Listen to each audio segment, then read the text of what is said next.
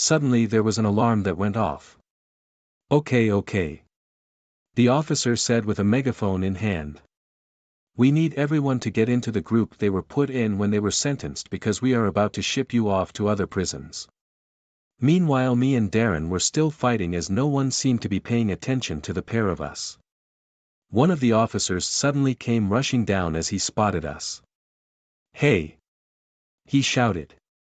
"Stop that, you two!" he continued as he grabbed Darren and pulled him off. I was laying on the floor as blood came out of my mouth. "You cunt!" I shouted at Darren. "Hey!" the officer replied. "Enough of that," he continued while restraining Darren.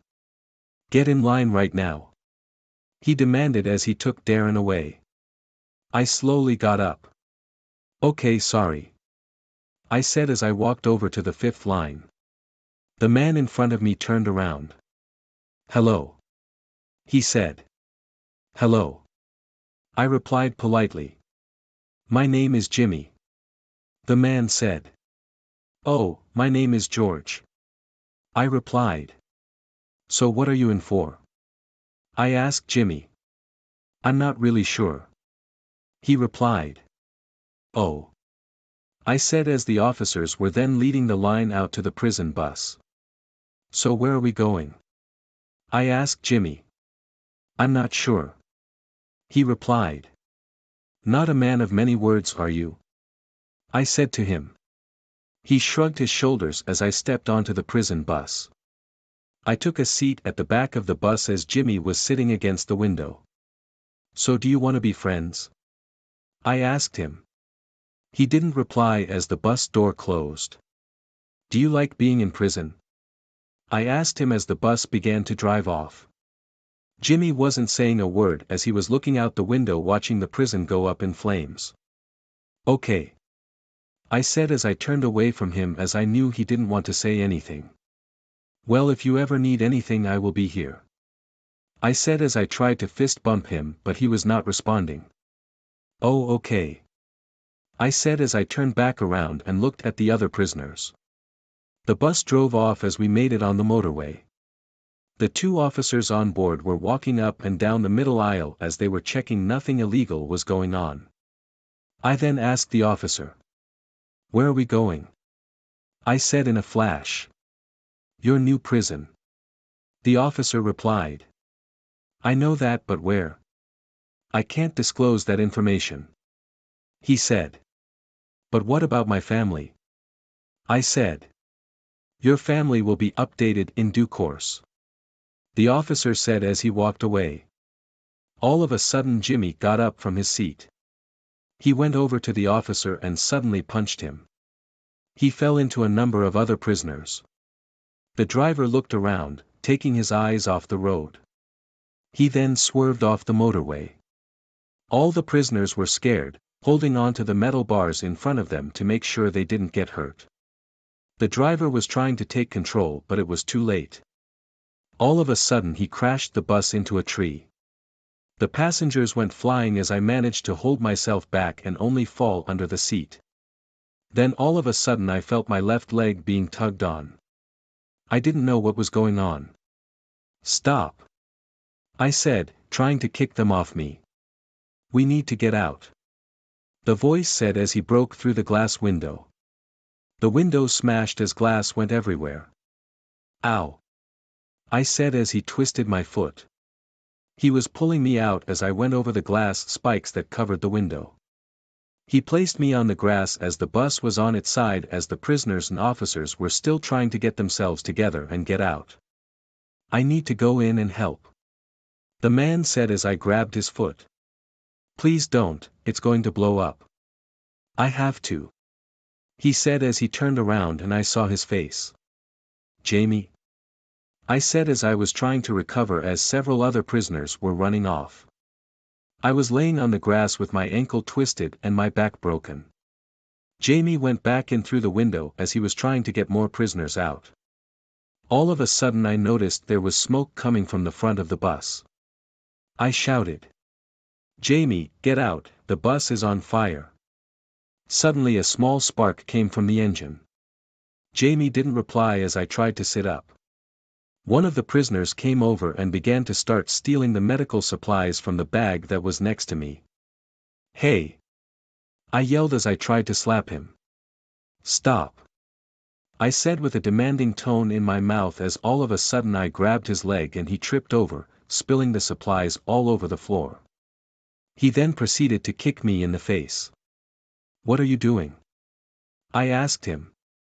"I need to get out of here," he said as I was trying to be a good citizen.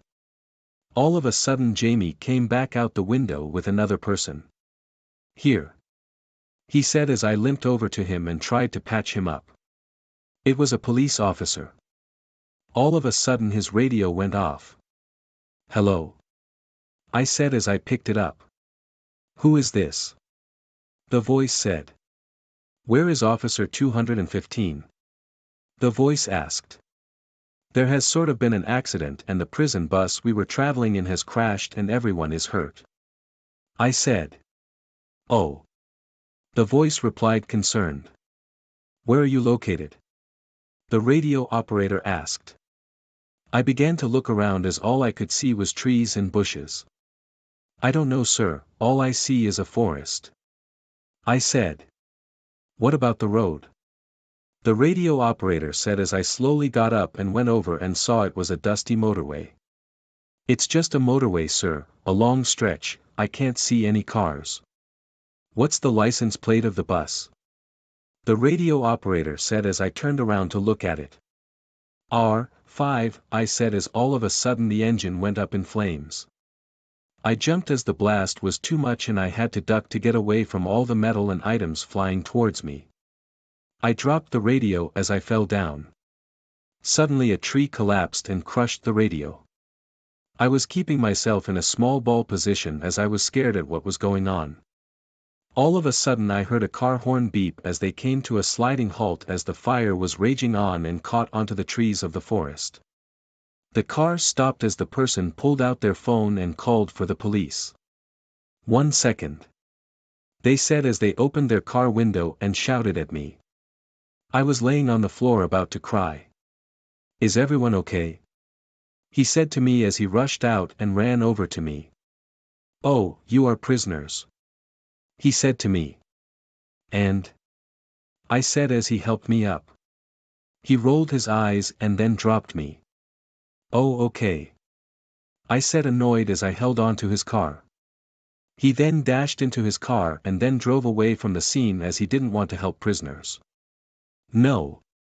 Come back," I said as the fire was getting hotter and hotter. The car drove off so fast that it must have been speeding. "Fuck you," I shouted as all of a sudden Jamie came and sat down next to me. "I'm sorry," he said. "You haven't done anything wrong," I said to him.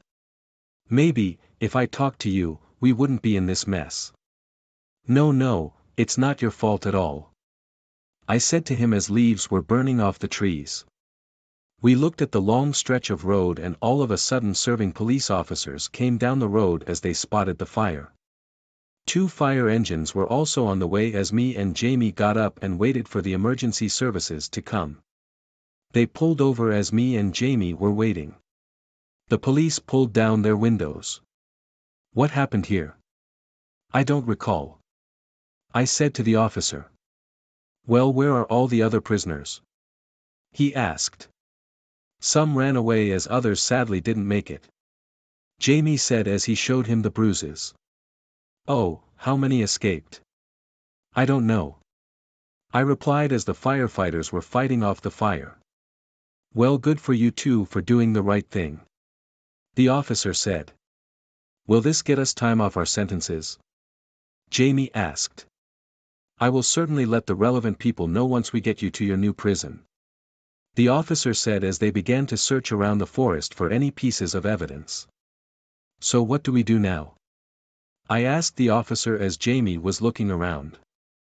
"Well, if you just take a seat in the back of my police car, I will just let the other officers know and I will then take you to the new prison myself," he said. I said as we both walked to the police car. "So how long do you think we will get off?"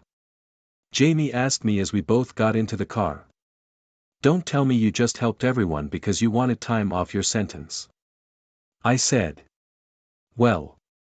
Jamie said as I looked at him. Oh. I replied. Well, you can be a nice person all the time. I continued. But I'm not. Jamie said as he looked around the police car trying to find something to steal. He then grabbed a magazine that one of the officers had left on the passenger seat. What are you going to do with that? I asked him. You just have to wait and see. He said as he chuckled. I was getting concerned. What do you mean? I said as he then hit me. Just shut up. He said to me. All of a sudden an officer came back in and sat in the driver's seat.